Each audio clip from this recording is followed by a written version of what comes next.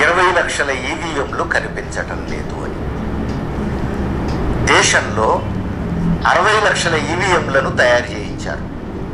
కంపెనీలకు ఆర్డర్లు ఇచ్చి 60 లక్షల ఈవీఎంలను తయారు చేసి ఆ 60 లక్షల ఈవీఎంలకు డబ్బు చెల్లించింది కేంద్ర ప్రభుత్వం.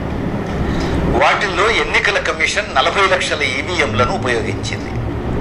మిగిలిన 20 లక్షల ఈవీఎంలు ఎక్కడున్నాయి అనేది ప్రశ్న.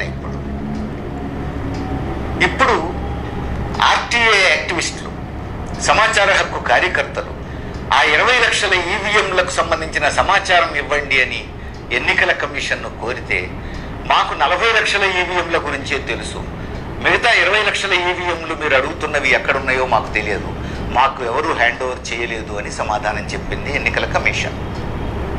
మరి ఏమైనట్టు ఆ 20 లక్షల ఈవీఎంలు?